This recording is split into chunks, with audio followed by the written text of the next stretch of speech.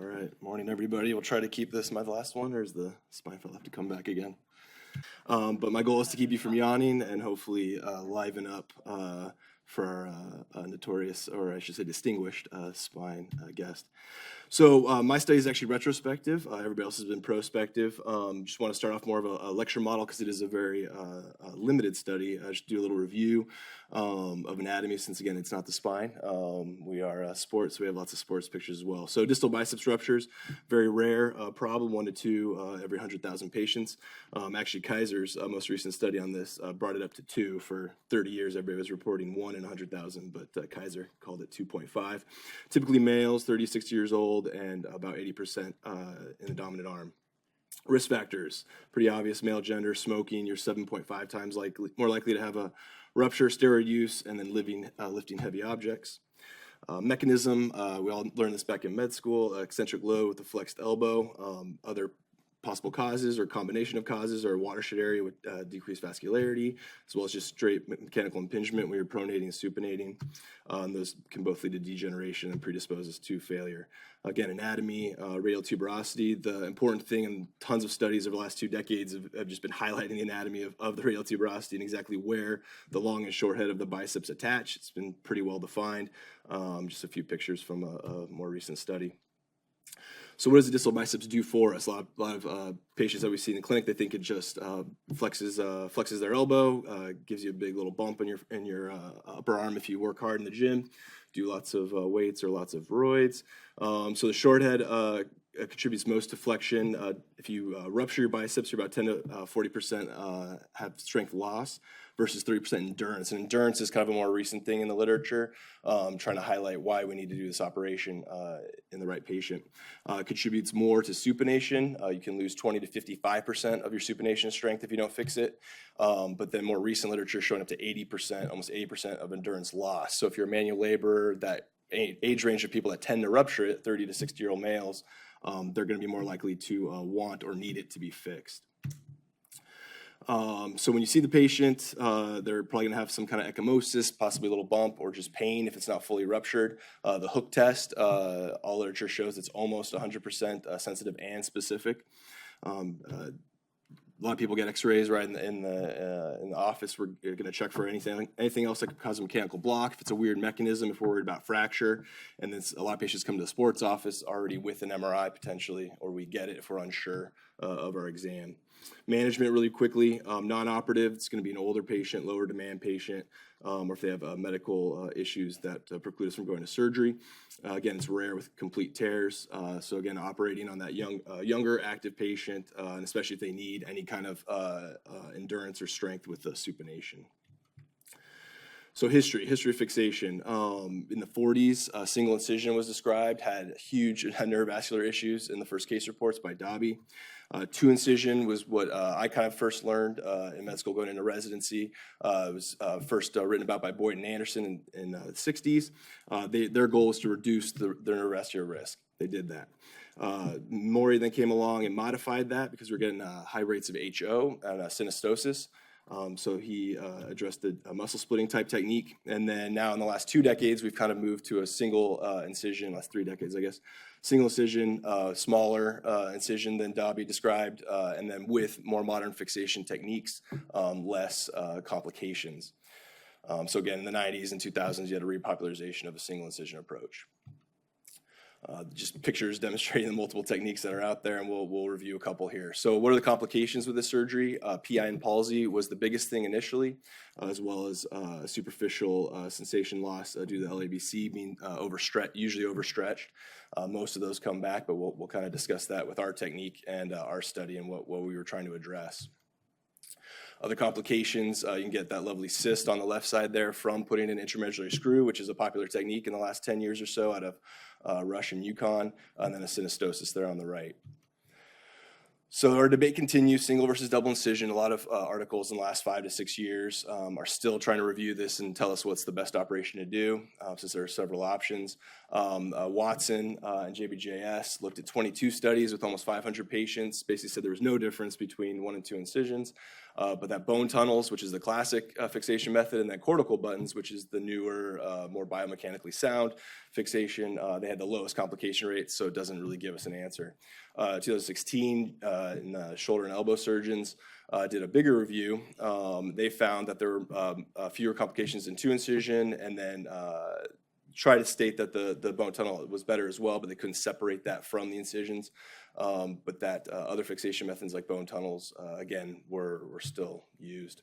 I think Kaiser actually came out with an article last year at Dunphy in AJSM, where they just completely contradicted that review I just mentioned, saying that double incision has significantly higher rates of PIN palsies, 3.4 versus 0.8 in single incision, HO formation, which we knew, and the reoperation rate, which I thought was interesting, was 8.3 in double incision versus 2.3. So conflicting literature still, even as of last year. The interesting finding that why I wanted to include this article was that a surgeon's years of practice, fellowship training, and case volume had did not significantly change the rate of major complications. So I thought that was kind of interesting for my talk today. Okay, so other fixation methods. Trying to, we're orthopedic surgeons, we're trying to do what's right for our patients, find the best, most efficient surgery. Mazzacco, he's at UConn, but did a joint study with Rush, looking at the biomechanical properties of these different newer fixation methods, did a bunch of cadaver elbows, endo button on the posterior or distal cortex was the strongest. An interference screw, which was his goal to prove, had the least displacement. So that was kind of the time of the debate of anatomically fixing the biceps and what does that better. Another review, they looked at 8 biomechanical studies and then 23 and 19 different clinical type studies. They found that, again, the endo button had the highest load of failure and stiffness, and then 2-incision had significantly greater unsatisfactory results. So not defining complications, but a knock on 2-incision.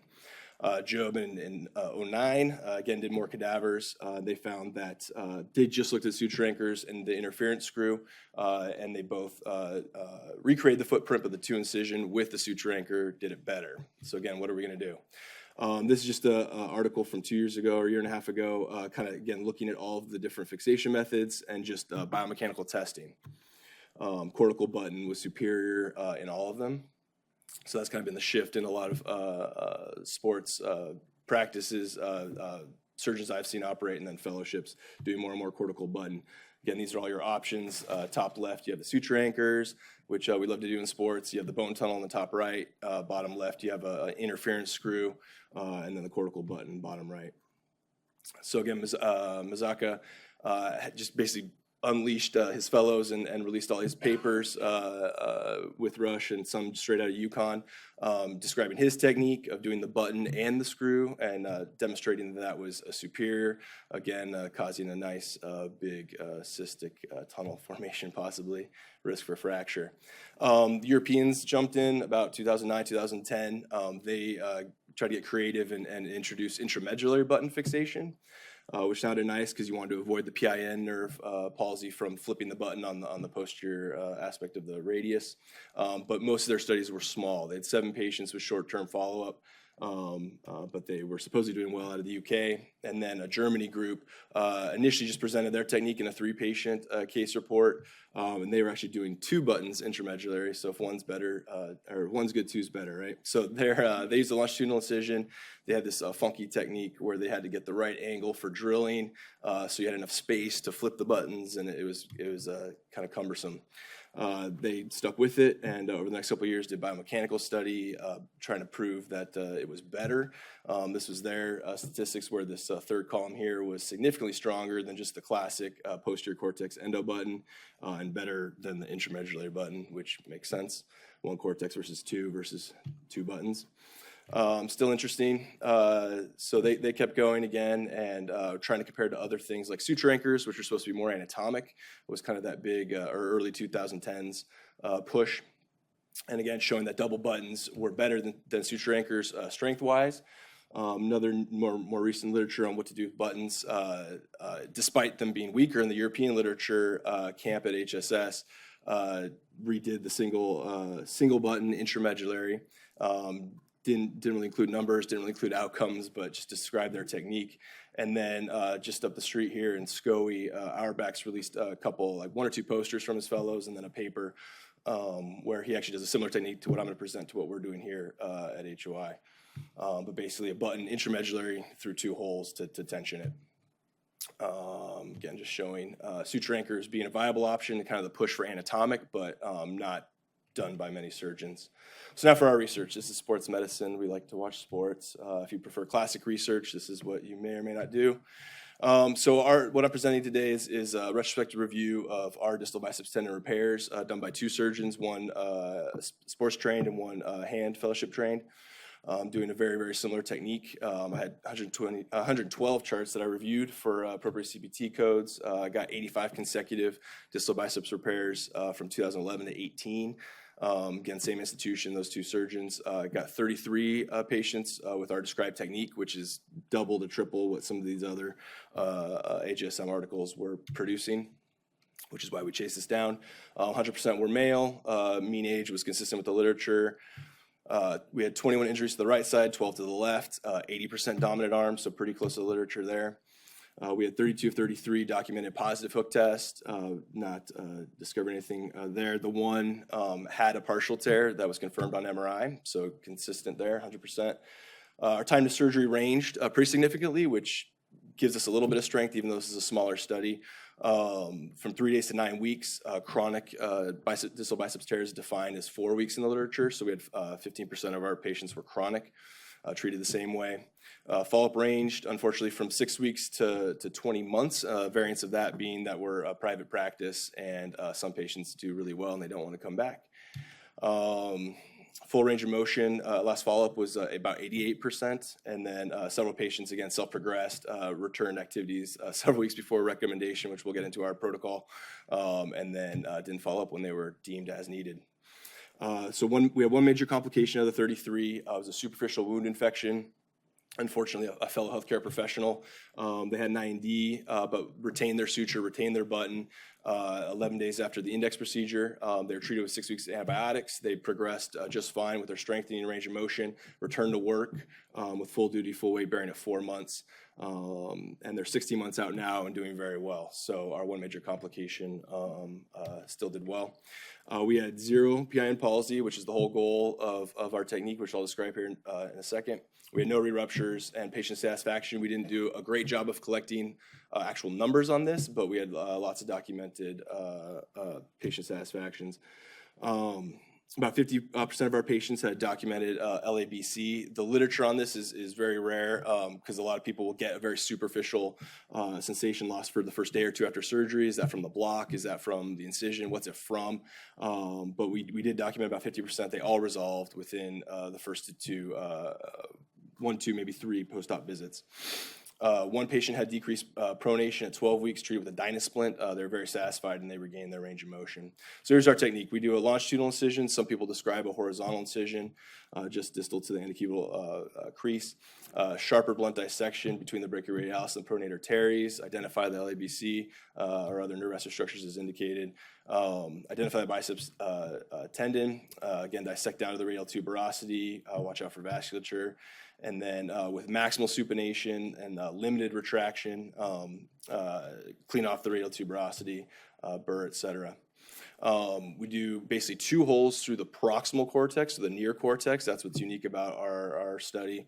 The proximal hole on the near cortex being 7 millimeters, using a C-arm for guide pin placement, but again, not violating the dorsal cortex.